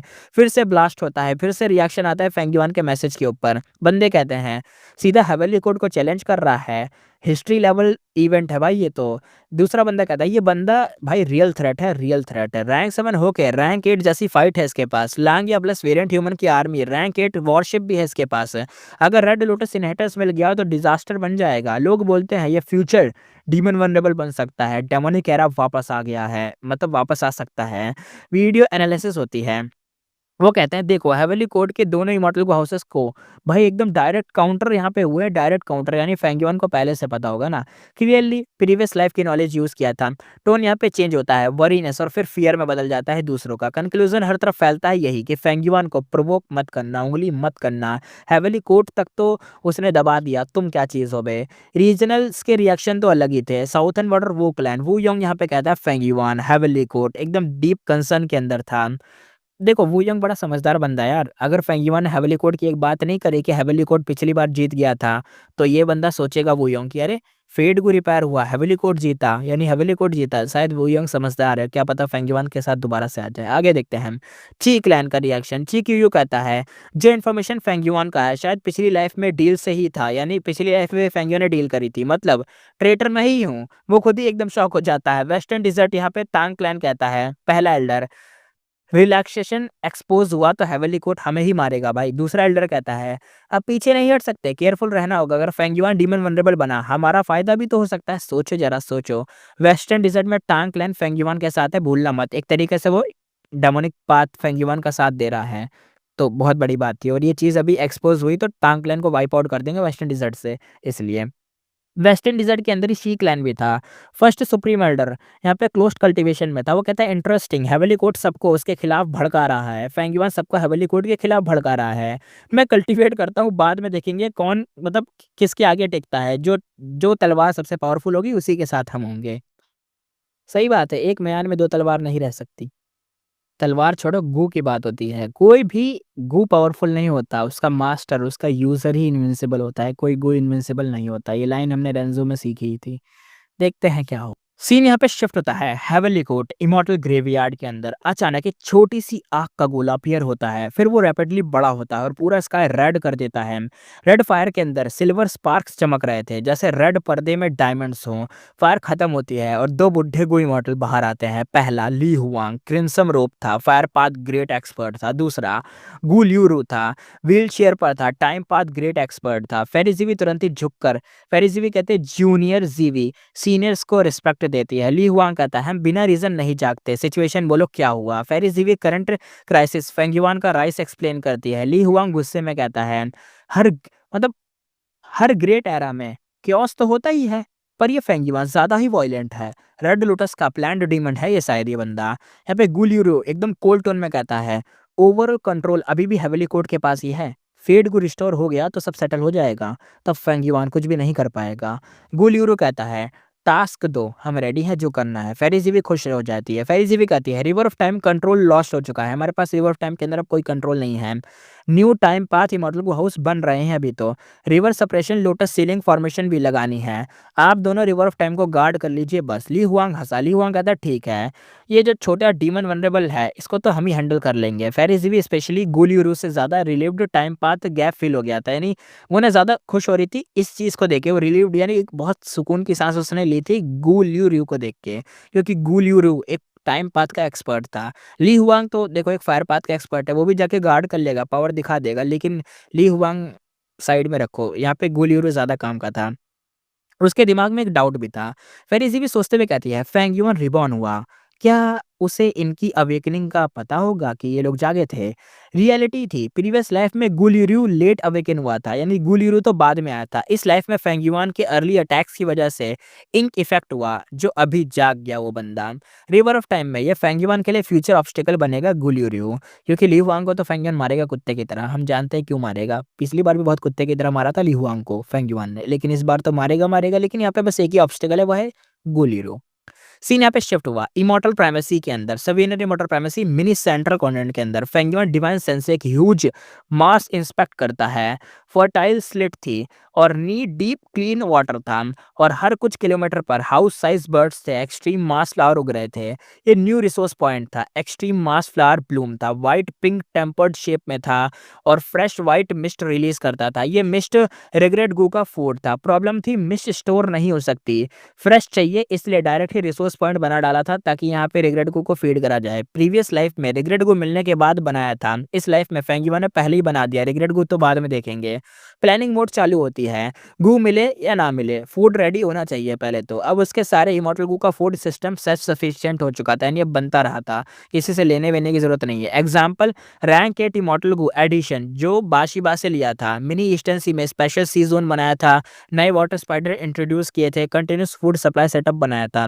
ये water spider southern water righteous पास से एक्सटॉर्ट करके लिए गए थे और रिसोर्स पॉइंट ही बना दिया था, जिससे अब किसी भी तरीके से ये जो रैंक 8 इमॉर्टल गू था एडिशन जो कि बाशिबा से मिला था, उसको फीड करने की कोई जरूरत नहीं है, अपने आप ही फीड होता रहेगा। चीजें बन चुकी हैं और ऐसे ही बहुत सारे रिसोर्स पॉइंट फेंगयुआन ने बना रखे हैं, जिससे खिलाने पिलाने की दिक्कत तो मोस्टली खत्म ही हो गई है। फेंग युआन ने साउथर्न बॉर्डर के ज़्यादातर कैप्टिविस्ट के इमॉर्टल प्राइमेसी को एनेक्स कर लिया था, एब्जॉर्ब कर लिया था, उनकी सोल भी पूरी तरह से सर्च कर ली थी, कुछ भी बाकी नहीं छोड़ा था। पर साउथर्न बॉर्डर राइटर्स बात को ये पता ही नहीं था, वो अभी भी ओबिडेंटली एक्सटॉर्शन दे रहे थे, यानी एकदम रैंसम दिए जा रहे थे। जो फेंग युआन मांग रहा था वो सब दे रहे थे, ये सोच के कि उनके बंदे उनको मिल जाएंगे, लेकिन क्या पता उनको कि सब मर चुके हैं। जैसे हेवली कोड को नहीं पता था कि रेड लोटस की ट्रू इनहेरिटेंस पे फेट को डिस्ट्रॉय करने का डायरेक्ट मेथड था ही नहीं, फिर भी वो रिवर ऑफ टाइम में फुल पावर से एकदम पैनिक मोड में लगे रहे थे कि भाई कहीं रिवर ऑफ टाइम का red lotus island Feng yuan को ना मिल जाए। स्ट्रेटजी पॉइंट क्लियर था, बेस्ट विन है एनिमी के प्लान को तोड़ दो, नेक्स्ट उनके अलाइज को तोड़ दो, और उसके नेक्स्ट फील्ड में आर्मी को हराओ, और सबसे बुरे केस में सीधा सीज करके ख़त्म ही करो। यंग लोग सिर्फ फाइट देखते हैं, मैच्योर लोग समझते हैं डायरेक्ट फाइट रिस्की होती है और कॉस्टली भी होती है। फेंग युआन ब्रूट नहीं करता, यानी ब्रूट फोर्स अटैक नहीं करता, प्लानर है अपना फेंग युआन, पर जरूरत पड़ती है तो बिना डरे लड़ता जरूर है। डिफरेंस यहाँ पे क्लियर था, अर्थ पर इंडिविजुअल सिस्टम नहीं है, गो वर्ल्ड में तो इंडिविजुअल पावर सिस्टम को क्रश कर सकती है, यानी एक इंडिविजुअल पावर सिस्टम को क्रश कर सकती है, लेकिन अर्थ पे ऐसा नहीं होता। अपनी दुनिया में तो लॉ और कानून, गवर्नमेंट, ये सब चीज़ें एग्जिस्ट करती है, तो यहाँ पे चीज़ें थोड़ी डिफरेंट है उस वर्ल्ड से इस वर्ल्ड में। ये भी हम कभी बात करेंगे जब हमारी पूरी नॉवल कंप्लीट हो जाएगी। Example, spectral soul demon vulnerable, उसका सिर्फ एक दाव, किल किल किल, मारो मारो मारो, no diplomacy, no alliance break, no, सिर्फ स्लक्टर करो, फिर भी पीक सक्सेस उसको मिल गई थी, मारो भी तो भी उसको मिल, उसके यहाँ कर्मा एग्जिस्ट ही नहीं करता। क्यों? क्योंकि वो अपना दाव कल्टीवेट करता रहा, हर किल सोल पाथ अटेनमेंट स्ट्रेंथ को बढ़ाती रही। फेंग युआन सोचता रहता है, फेंग युआन अपने अंदर सोचते हुए कहता है, मेरा दाव क्या है, कौन सा पाथ मेरा खुद का होगा। 500 साल पहले सोच स्टार्ट करी थी उसकी ये, और अब तक क्लियर आंसर उसका नहीं मिला कि उसका पाथ है क्या, वो कौन सा पाथ कल्टीवेट करता है, उसका दाव क्या है, पाथ नहीं सॉरी दाव क्या है। सिर्फ वैग्यू डायरेक्शंस थी, वो जानता था कि डार्कनेस में वो चल रहा है, हर तरफ डेंजर्स हैं, और सबसे बड़ा बीस्ट हेवली कोड खुद है। दोनों साइड फेंग युआन और फेरिज़ेवी एक दूसरे की इन्फॉर्मेशन लीक कर रहे थे ताकि दुनिया उनके अगेंस्ट हो जाए। इमेज स्ट्रांग हो रही थी पर डेंजर भी और स्ट्रांग हो रहा था। स्प्रिंग ऑटम सिगाडा रैंक 7 ही है, काउंटर मेथड बहुत थे उसके, लांग के ब्लेसलैंड के पास भी थे। अब एक बात थी, little demon vulnerable title press नहीं था, हिडन किलिंग इंटेंट की वार्निंग थी। रिवर ऑफ टाइम की विक्ट्री एक स्मॉल स्ट्रेटेजिक विन थी, गेम कंट्रोल अभी भी हेवेली कोड के ही पास था। फेंगयुआ समझता था कि इन इफेक्ट से, यानी इंक इफेक्ट से और एक्सपर्ट जाग सकते हैं, इमॉर्टल ग्रेवयार्ड से नए मॉन्स्टर्स आएंगे, टाइम वेस्ट मींस डेथ ही होगी मेरी। विक्ट्री के बाद भी no celebration, straight cultivation mode में बंदा कूद गया। प्रोग्रेस यहाँ पे रिपोर्ट चालू ही, सोल कल्टीवेशन उसका 1 3 5 8 10 डेसोलेट सोल तक उसका पहुंच चुका था, और 5 restriction profound light Q I full proficient हो चुकी थी, थोड़ा सा मॉडिफाई करके पर्सनल स्टाइल में भी कन्वर्ट करा था। न्यू किलर मूव्स प्रैक्टिस करे थे, बाशिबा कंसेक्यूटिव हिट को उसने सीख लिया था, और फ्रीक्वेंट आउटसाइडर रेड्स करी थी, यानी बाहर जा जाके लूटे जा रहा था, अटैक करे जा रहा था, दूसरे दूसरे जगह के रिसोर्स पॉइंट पर लूटा मारी कर रहा था। जेड फ्लो पर्ल उसे मतलब यूज करके अर्थ ट्रेंचेस रिसोर्स लूट रहा था, जहां जहां से न्यू रिसोर्स आ रहे सब जगह लूटा मारी कर रहा था। बिग गेन उसका ये हुआ था कि रैंक 7 अर्थ वेन इमॉर्टल गूज को मिल चुका था, रैंक 7 का अर्थ वेन इमॉर्टल गूज, जो कि जब अर्थ वेन आनी शुरू हुई है तब ये बना है, पैदा हुआ है, जो भी है नेचुरली बना है, फेंग युआन को मिल चुका है। अब आगे देखते हैं, फेंग युआन को रैंक 7 अर्थ वेन इमॉर्टल को मिला, शेप अर्थ बॉम्ब जैसा था पर हैवी, वार्म और एम्बर लाइक ट्रांसक्लूशन था। इस गूज से वो 5 रीजनल लिमिट फॉर्मेशन बना सकता था। उसका टाइम पाथ क्लोन ने फॉर्मेशन का मॉडिफाइड वर्जन ऑलरेडी कंप्लीट कर दिया था। Light of wisdom support formation path plus rule path की डीप बेस था, इस वजह से नए वर्जन में ऐड हुआ अर्थ when immortal go, formation spirit auto monitoring के लिए और कंट्रोल असिस्टेंस के लिए। यहाँ पे फॉर्मेशन स्पिरिट था जो कि एक एआई मोड असिस्टेंट की तरह काम करता था, और फॉर्मेशन फ्लैग फॉर्मेशन को मतलब एक तरीके से प्राइमेसी से आउटसाइड डायरेक्ट मूव करने के लिए यूज करा गया था फॉर्मेशन फ्लैग। जैसे कि वो नहीं था, क्या कहते हैं नरूटो के अंदर वो जो येलो लीफ कहा जाता है नरूटो के बाप को, जो भी नाम है मिनाटो को, उसके पास वो नहीं था कुनाई, जिससे वो ट्रांसपोर्ट कर जाता, टेलीपोर्ट मार जाता इधर से उधर टेलीपोर्ट, तो वैसे टाइप का फ्लैग टाइप का काम करता था। एक प्राइमेसी के अंदर लगा है और एक जहां तुम्हें बाहर लगाना है वहां फेंक के मारो, सीधा फॉर्मेशन इधर से उधर ट्रांसफर हो जाएगी, जो कि बड़ी खतरनाक फॉर्मेशन है, जो कि मिमिक कर सकती है रीजनल बॉल्स को, तो बहुत बड़ी बात थी। Immortal year beast fishing formation में नॉनस्टॉप चल रही थी। ईयर एसेंस पूल का स्टेटस ये था कि 20 से ज्यादा इमोरियल ईयर बीस्ट कैप्चर हो चुके थे, 7 स्पीसीज कलेक्ट हो चुकी थी, हाफ जियोडिक कंप्लीट था, बाकी लक पे डिपेंड करेगा कि 12 मिल जाए तो 12 जियोडिक फॉर्मेशन भी बन जाएगी। फेंगियो ने डिसीजन लिया, फेंगियो कहता है लक पाथ इमॉर्टल को रिफाइन करो अब तो। रीजन क्या था, उसके पास लक पाथ ट्रू इनहेरिटेंस थी, हेवली कोट लक पाथ में वीक है, और रैंक 6 लक गो रिफाइन करना, लॉस को एक्सेप्टेबल करना है, यानी एक्सेप्टेबल हो जाएगी, चल जाएगा, ये जितना भी लॉस हुआ है एक्सेप्टेबल हो जाएगा, फ़ायदा मिलेगा आगे जाके, लक बढ़ गया तो। मटीरियल्स साउथर्न बॉर्डर से चुरा लेंगे, ले लेंगे, एक्सटॉर्ट कर लेंगे, माँग लेंगे या रैंसम ले लेंगे, कुछ भी कह लो। 5 restriction profound light QI, side पे time cutting edge plus practice pause थी, ऊपर इनसाइड क्लियर थी, यानी उसका जो 5 रेस्ट्रिक्शन प्रोफाउंड लाइट क्यूआई है, वो तो अपना कर रहा है काम, टाइम कटिंग एज भी उसका बन चुका है। प्रैक्टिस-वैक्टिस अभी इसने छोड़ रखी है, लेकिन इनसाइट एकदम क्लियर है कि कैसे यूज़ करना है। फेंग युआन ने आगे समझा और कहा, ये मूव एक तरीके से इरेज़र जैसा है, एनिमी को इरेज़ करता है पर यूज़र को भी कंज़्यूम करता है। मेमोरी लॉस, फ्लो रिमूव नहीं हो सकता, स्ट्रक्चर इश्यू है। यानी इसके अंदर ये जो मूव था ना टाइम कटिंग एज के अंदर मान लो, जो कि तुम्हारी मेमोरी भी लॉस करता रहता है, तो इस ये चीज़ हम रिमूव नहीं कर सकते। ये जो फ्लॉ ये दिक्कत है इसको रिमूव नहीं कर पाएँगे। वो फ्लॉ को एक्सेप्ट करता है और आगे मूव ऑन करता है। क्लोन का प्रोग्रेस दिखाया जाता है। Pure dream clone soul body से मैच हो गया था, मतलब मैच हो रहा था। Dragon man clone rank 6 Gu immortal high grade blessed land उसको मिल चुका था, यानी उसने इमॉर्टल एक्सेशन किया और रैंक 6 गो इमॉर्टल बन चुका है ड्रैगन मैन क्लोन वाला। Dream realm exploration start heavy scale पे आगे बढ़ चुका था। ची क्यू से सीक्रेट ट्रेड्स भी चल रहे थे, प्राइमेसी में बहुत ड्रीम रेलम स्टोर हो चुके थे। फेंगयुआन क्यूआई पाथ ड्रीम रेलम में एंटर करता है। सीन देखते हैं यहाँ पे क्यूआई पाथ का ड्रीम रेलम। उसका विज़न चेंज हुआ। नेक्स्ट मोमेंट वो एक पहाड़ी के टॉप पर खड़ा था। चारों तरफ फॉग और एक ठंडी हवा चल रही थी। फेंग युआन ने अपने आप को देखा। वो रैंक 6 गो इमॉर्टल था, पर बुरी हालत में था। बॉडी पर डीप इंजरीज थी। कुछ जख्म अभी भी एकदम ब्लीड कर रहे थे, खून पे खून निकल रहा था। फेंग युआन कहता है, ये क्या हो रहा है? पीछे से आवाज़ कह रहा हूँ। पीछे से हवा आई और तेज़ एक आवाज़ भी आई। फॉग हट गई और 3 इंकमैन गो इमॉर्टल सामने आ गए। एक इंकमैन कहता है, वाई यूशु, कहाँ भाग रहा है तू? दूसरा इंकमैन कहता है, मर जा। 3 किलर मूव सीधा फेंग युआन पर आए। सिचुएशन इतनी सडन थी कि फेंग युआन अपने गोवम तक चेक भी नहीं कर पाया था। सीधा लाइफ एंड डेथ ट्रैप में फंस गया था। बूम आवाज़ आई, उसकी बॉडी टुकड़ों-टुकड़ों में हो गई और इंस्टेंट डेथ हुई। Next moment Fang Yuan dream realm से बाहर आया, रियलिटी में वापस आया। फेंग युआन कहता है, एंट्री के तुरंत बाद ही इतना बड़ा ऑब्स्टिकल, सीधा ही डेथ हो गई मेरी तो। उसने अपनी सोल इंजरीज को चेक करा, शॉक मिला। सिर्फ हल्की सी डैमेज हुई थी सोल, जो कि करीबन 100 गट्स गो अगर यूज़ करे तो आराम से हील हो सकती थी और शायद हील भी कर ली। फेंग युआन ने कहा, मेरी सोल डेसोलेट लेवल सोल पर पहुंच चुकी है, इसलिए ड्रीम रेलम बैकलेस ज़्यादा हैंडल हो रहा है।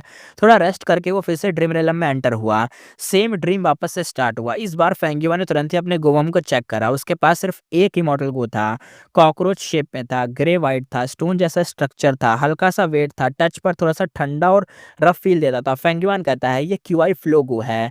Rank 6 QI flow immortal Gu, साथ में बहुत सारे rank 5 QI path mortal Gu भी थे और 3 इमॉर्टल मटेरियल भी थे। Black iron QI, orchid vitality QI और moving dragon QI. Fang Yuan कहता है, क्यूआई फ्लो गो सिर्फ सपोर्ट टाइप है। इन मॉर्टल गो के साथ परसुइंग एनिमीज को कैसे रोकूंगा, यानी जो उसके पास अटैक करने वाले हैं। तभी पीछे से वही सेम आवाज आई।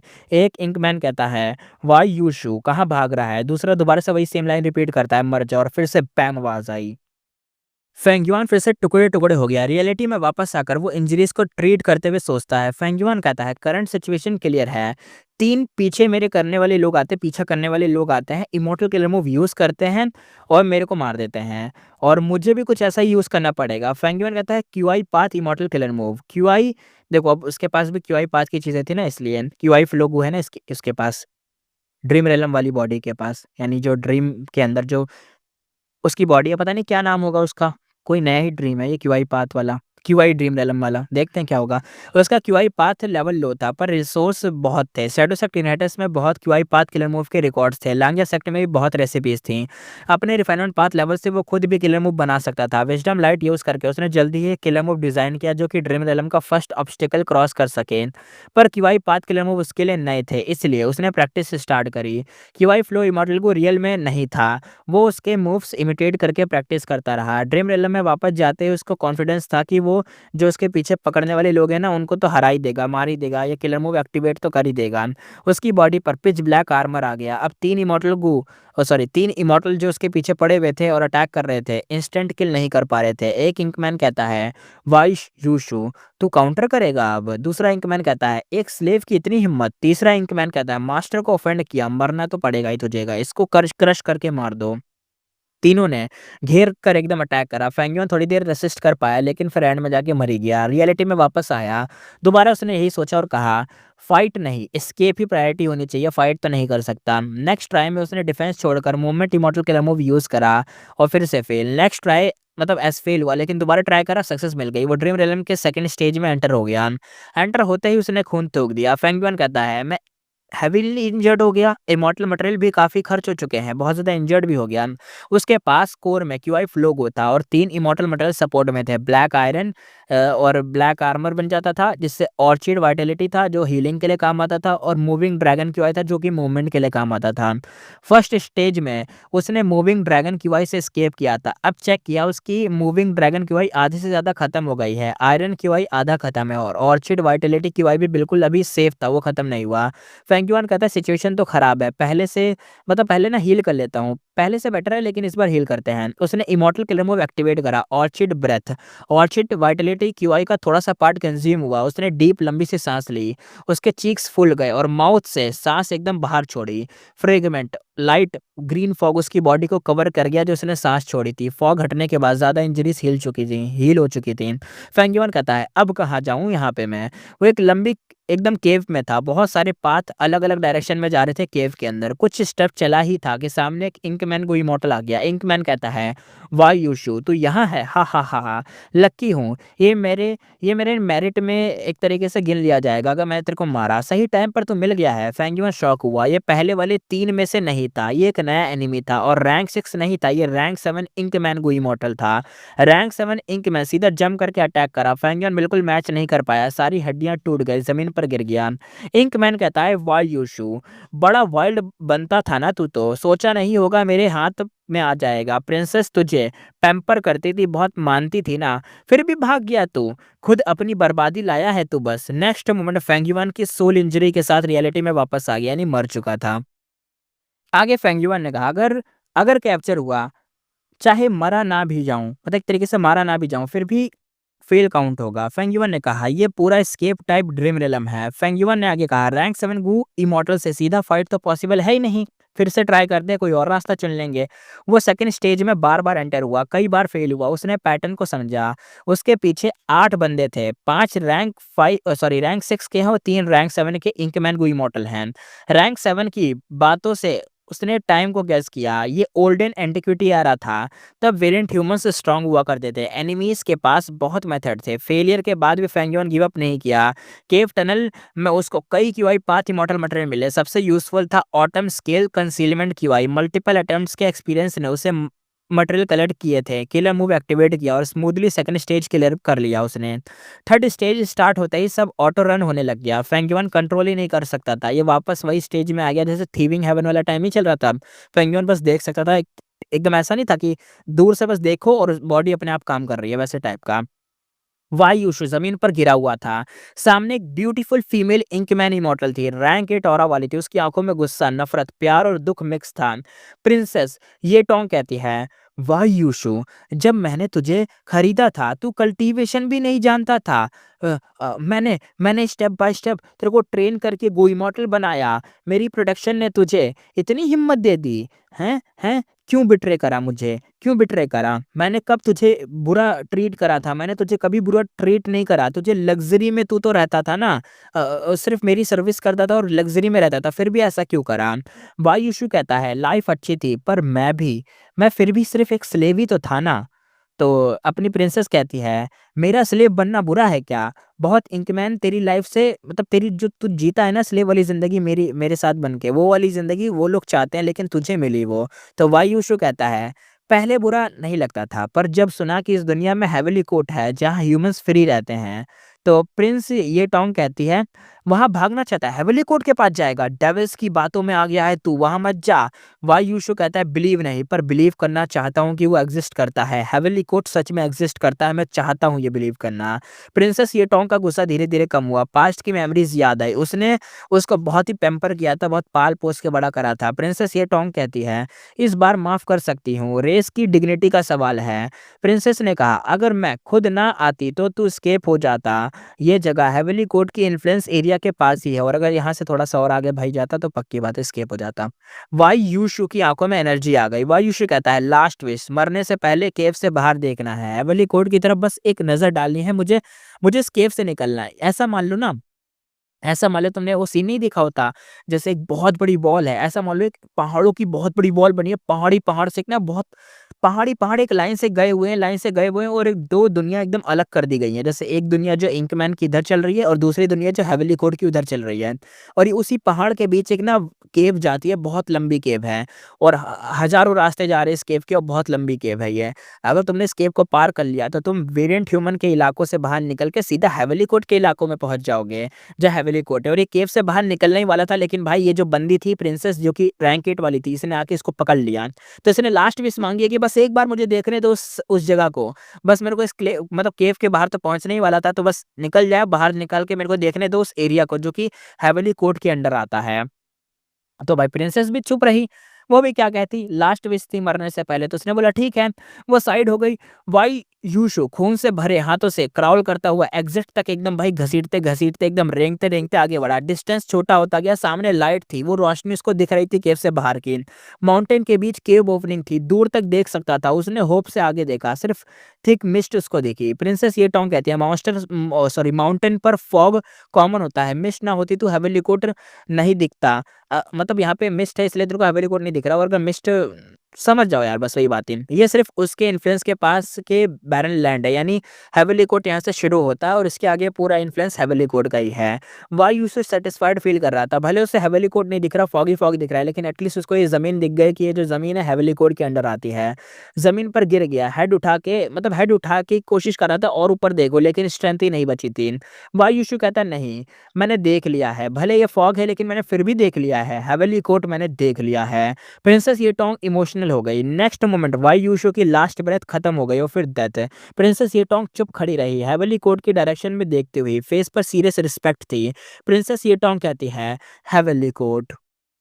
ये पूरा सीन फेंगयुआन ने भी खुद अपनी आंखों से देखा। ये थर्ड स्टेज था जो कि फेंगयुआन इसके अंदर इंटरफेयर नहीं कर सकता था, बस एक मूवी की तरह सीन को देख सकता था, जो कि हमने और फेंगयुआन ने देख लिया। अब आगे देखते हैं। पूरे थर्ड स्टेज में फेंगयुआ सिर्फ एक ऑडियंस की तरह काम कर रहा था, पूरा क्यूआई पाथ ड्रीम रेलम वो बस देख रहा था। थर्ड स्टेज फिनिश होते ही पूरा क्यूआई पाथ ड्रीम रेलम गायब हो गया और एक्सप्लोरेशन कंप्लीट हुआ। फेंगयुआन कहता है स्टार्ट में ड्रीम रेलम हार्ड था, एंड में इजी हो गया। फेंगयुआन ने कहा सिर्फ 2 स्टेजेस बार बार फेल होकर एक्सपीरियंस लेना पड़ा था, अनराइवल ड्रीम भी ज़्यादा हेल्प नहीं हुई थी। लास्ट स्टेज डायरेक्ट पास हुआ, कुछ करना ही नहीं पड़ा लास्ट में, तो बस मूवी की तरह सब देख किया, लास्ट राउंड या थर्ड राउंड जो भी कह लो। उसके लिए सबसे कंफर्टेबल चीज़ थी सिर्फ देखना। फेंगयुआ ने कहा काश हर ड्रीम रेलम भी ऐसे ही ऑब्जर्व मोड में ही क्लियर हो जाते। ये ओल्डन एंटिक्विटी एरा का ड्रीम रेलम था, रिमोट एंटिक्विटी एरा नहीं थी, हेवनली कोड का एरा था। वैसे हेवनली कोड का एरा तो हर जगह ही था भाई, वो तो बहुत पुराने टाइम से है। उसकी आंखें कॉम्प्लेक्स हो गई। हेवनली कोड उसका एनिमी था, पर उसकी ग्रेटनेस एक्सेप्ट फेंगयुआन भी करता था कि भाई हेवनली कोड सच में खतरनाक है। चाहे कितने ही ग्रेट हो, मेरे रास्ते को तो नहीं रोक सकते, मैं तुम्हें डिस्ट्रॉय कर दूंगा। फेंगयुआन की एक लाइन थी। इस ड्रीम रेलम के बाद उसका QI path level directly grand master बन गया। पहले क्यूआई पाथ में उसका लेवल 0 था, ये एक ह्यूज जंप था। फेंगयुआन ने कहा वाई यूशु को प्रिंसेस का स्पेशल ट्रीटमेंट उसकी क्यूआई पाथ टैलेंट की वजह से मिला था। सबसे बड़ा गेन उसकी सोल कंडीशन थी। डेसोलेट सोल बनने के बाद ड्रीम रेलम एक्सप्लोर करना इजी हो गया था। अगर नॉर्मल ह्यूमन होता, अगर वो जाता, उसकी नॉर्मल ह्यूमन वाली सोल होती तो डैमेज बहुत ज़्यादा होता, एफिशिएंसी गिर जाती। फेंगयुआन ने कहा अगर pure dream reality sneaker physique body use करूँ तो सोल डैमेज और कम हो सकता है। जैसे लियोपो वैली में बॉडी होने से लियोपो वाइंड का इफेक्ट कम होता है, वैसा ही स्पेशल फिजिक बॉडी जो कि ड्रीम रेलम वाली बॉडी, अगर उसी बॉडी का यूज़ करके फेंगयुआन ड्रीम रेलम को एक्सप्लोर करेगा तो और ज़्यादा डैमेज कम होगा। प्रॉब्लम थी उसको मेथड नहीं पता कि उस बॉडी के साथ ड्रीम रियलम में कैसे एंटर करे। बॉडी डायरेक्ट ड्रीम में भेजने पर वो फ्री मूव करती है, पर ड्रीम स्टोरी में एंटर नहीं कर पाती। इसलिए फेंगयुआ ने कहा next ice and snow path dream realm को देखना है। उसने बहुत सारे ड्रीम रियलम सवीनर रिमोटर प्राइमेसी में स्टोर किए हुए थे। अब क्यूआई पाथ वाला खत्म हो चुका था, आइस स्नो पाथ सबसे बड़ा बचा था। बाकी भी पाथ थे जैसे QI path, sword path, would path और एक्सेट्रा। फेंगयुआ ने कहा डेसोलेट सोल के बाद मेरी एक्सप्लोरेशन स्पीड बढ़ गई है, पहले जितने ड्रीम रियलम इनफ लग रहे थे अब कम लग रहे हैं। फेंगयुआन ने कहा ये चिक्यूयू की स्मार्ट चाल है। उसको पता था कि चिक्यू फॉर्मेशन कंट्रोल करके ड्रीम रेलम टाइप्स पहचान लेता है और डील में मिक्स पाथ ड्रीम रेलम देता है जो फेंगयुआन को चाहिए। Human path, QI path, ice snow path उसके ड्रीम रेलम कम दिए थे और बाकी पाथ के ज़्यादा दिए थे। फिर भी फेंगयुआन सब एक्सेप्ट करता है, हर पाथ का अटेंडमेंट बढ़ेगा, फ्यूचर में इमोर्टल प्राइमेसी एनेक्स करने में प्रॉब्लम नहीं होगी। जब फेंग युआन ड्रीम रियल में एक्सप्लोर कर रहा था, हेरी मैन गु इमॉर्टल ने रिफाइनमेंट कंप्लीट कर ली थी। सिक्स ईयर कहता है, लॉर्ड फेंग युआन इमॉर्टल को रिफाइन हो गया है। उसने एक गु दिया, ब्लू डायमंड जैसे वाटर ड्रॉपलेट लुक के साथ था, एकदम कोल्ड टच था। रैंक 6 टाइम एंकर इमॉर्टल गो था ये। फेंग युआन लक पाथ गो पे फोकस कर रहा था, पर टाइम एंकर गो भी प्रायोरिटी लिस्ट में था। उसके पास ऑलरेडी 100 से ज्यादा इमॉर्टल गो थे, रिसोर्स भी इनफ थे, ज्यादा गो ज्यादा पावर थी। ये गो पहले ईस्टर्न सी इमॉर्टल ज़ॉम्बी सुबाई मन का था, बाद में शैडो सेट के पास गया, फिर यीतियान माउंटेन बैटल में डिस्ट्रॉय हो गया, अब दोबारा रिफाइन हुआ था। Time anchor immortal Gu plus spring autumn cicada special killer move fix time point पर रिबर्थ पॉसिबल करवा सकता था। ये किलर मूव कॉम्बो बहुत ही वैल्यूबल था कि किसी भी स्पेसिफिक टाइम पर फेंगियन खुद से चूज करके उस स्पेसिफिक टाइम पे रिबॉर्न हो सकता है। यानी चाहे कि मैं 3 दिन पहले जाऊं तो 3 दिन पहले रिबॉर्न हो जाएगा अपनी स्पेसिफिक टाइमिंग के ऊपर। फेंगयुआ समझा, अगर वो time anchor plus spring autumn cicada का सक्सेस कॉम्बो यूज करे तो वो फिक्स टाइमिंग मार्क करके बार बार वापस आ सकता था। अटेनमेंट लेवल सेव रहेंगे, ड्रीम रेलम ग्राइंड इन्फिनाइट हो जाएगा। पर प्रॉब्लम थी, फेंगयुआन कहता है इस मूव का सक्सेस 100% नहीं है, फेल हुआ तो डायरेक्ट सुसाइड होगा। रीजन था फेट को भी डिस्ट्रॉयड नहीं हुआ है, सिर्फ डैमेज हुआ है, इसलिए कॉम्बो मूव रेस्ट्रिक्ट हो रहा था। स्प्रिंग ऑटम सिगाडा लूप होल छोटा है, दोनों मूव साथ यूज नहीं हो सकते। और कंक्लूजन ये निकला कि फेंगयुआ ने कहा फेटगू फुली डिस्ट्रॉय होगा तभी कॉम्बो स्टेबल रहेगा। रेड लोटस इनहेरिटेंस के कॉम्बो किलर मूव भी प्रैक्टिकल में अनस्टेबल निकले थे। ड्रैगन मैन क्लोन साइड की जो प्रोग्रेस थी वो फास्ट चल रही थी, उधर दिखाया जाता है कि ऑलरेडी एक हेवली ट्रिबुलेशन प्लस मैनी अर्थी क्लेमिटीज पास कर चुका था। फेंगयुआन टाइम पाथ मूव से प्राइमेसी टाइम स्पीड को बढ़ा चुका था, इसलिए ड्रैगन मैन की जो कल्टिवेशन जो भी उसके ट्रिबुलेशन या क्लेमिटी आ रही है बहुत स्पीड से आ रही है, जल्दी जल्दी आ रही है। हर ट्रिबुलेशन पहले से डिड्यूस करके ट्रिबुलेशन भी आसान कर रहा था, फुल प्रिपरेशन के साथ पास कर रहा था। Exposing heavily secret plus brute strength tribulation एकदम भाई फायरवर्क की तरह एकदम आ रही थी, जा रही थी, आराम से पास हो रही थी, फ्री के दामक मिले जा रहे थे। पर कॉस्ट ह्यूज थी। Rank 8 time ankle killer move use कर रहा था, हैवी रैंक 8 एसेंस कॉस्ट थी इसकी। एक्सपोजिंग हेवनली सीक्रेट यूज कर रहा था, जिससे हेवली ट्रिबुलेशन या एर्थी क्लेमिटी का पता चलता है, वो भी रेयर होता है, उसमें भी दिक्कत आ रही थी, उसमें भी कॉस्ट लग रही थी। प्लस मैक्स्ड रिजल्ट के लिए रैंक 7 क्लोन भी यूज कर रहा था, उसमें भी दिक्कत आ रही थी। और वर्दी था, जो भी कॉस्ट लग रही है, जो भी इतना मतलब दिक्कत आ रही है, सब वर्दी है यार। मिल जाएगा, ये ड्रैगन पैलेस मिलेगा, टारगेट उसका ड्रैगन पैलेस है, तो जो भी वो खर्च कर रहा है आगे जाके इन्वेस्ट में रिजल्ट तो देगा ही। साउथर्न बॉर्डर की साइड देखते हैं, बीकन टावर हर जगह फैल चुके थे। राइटियस पाथ की भाई एकदम डिमांड कर चुका था कि कैप्टिविस्ट को रिलीज करो भाई, फेंगयुआन रिलीज करो इन लोगों को। फेंगयुआन ये यांग को रिलीज करता है, उसकी सिर्फ बॉडी को। ये क्लैन शॉक था, सोल और प्राइमेसी मिसिंग था, सब क्लैंस एकदम फ्यूरियस हो गए, एकदम हेल्पलेस हो गए। फेंगयुआन ने रिप्लाई दिया, बॉडी सिंसेरिटी फर्स्ट स्टेप है, अब तुम लोग सिंसेरिटी दिखाओ। और फिर से थ्रेट दे दिया कि भाई जो तुमने अभी तक दिया वो सिर्फ बॉडी के लिए करा था, आगे तुम्हें सोल के लिए अलग चीजें करनी है, इमॉर्टल गो के लिए अलग चीजें करनी है, प्राइमेसी के लिए अलग चीजें करनी है। और लूटा मारी भाई, क्या बोले।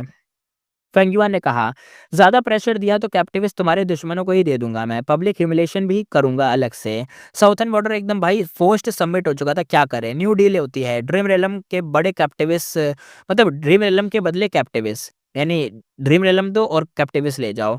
हर बैच ड्रीम रेलम एक कैप्टिविस्ट बॉडी रिलीज करेगा। चिक्यू समझ गया कि एक वार्निंग भी थी। Large scale dream realm transfer start हुआ। फेंगयुआन केयरफुली पाथ सिलेक्शन करता रहा कि कौन कौन से क्या क्या मिल रहा है। फेरी जीवी एक तरीके से सब कुछ ट्राई कर रही थी, सब अटैच कर रही थी, फेंगयुआन का पता कर रही थी, लेकिन सब कुछ जो भी वो कर रही थी सब फेल हो रहा था, फेंगयुआन के बारे में पता ही नहीं चल रहा था। टाइम एकदम कंप्लीट हो चुका था, एकदम सब चीजें करी जा रहे थे और सब कुछ फेंगयुआन के फेवर में चल रहा था। हेवली कोड भले फेल नहीं हुआ, लेकिन फिर भी उसके फेवर में ज्यादा चीजें नहीं चल रही थी। फेंगयुआन कहता है, नेक्स्ट रिवर ऑफ टाइम का बैटल का टाइम आ चुका है, यानी अब जो भी इसने कमाया है, जो भी लगाया है, अब देखते हैं वहां के फाइट में क्या होगा। ली हुआंग और ली ग्यू यू जो भी वो बंदा था, दो बंदे जो जागे थे इमॉर्टल ग्रेवयार्ड से, उनके बीच और फेंगयुआन के बीच फाइट होने वाली है, देखें क्या होगा। फेंगयुआन मैरिड एयर फ्लाइंग वॉरशिप लेकर रिवर ऑफ टाइम में दोबारा से एंटर होता है, और उसे नहीं पता था कि इस बार इंक इफेक्ट की वजह से यहाँ पे गु लियू रू वेट कर रहा है उसका। ली हुआंग को तो संभाल लेगा, उसको लगता है कि रिवर ऑफ टाइम के अंदर बस ली हुआंग होगा, लेकिन इस बार गु लियू रू भी था, एक टाइम पाथ का एक्सपर्ट। देखते हैं क्या होगा। इसी के साथ एपिसोड करते हैं खत्म, फिर मिलेंगे नेक्स्ट एपिसोड में।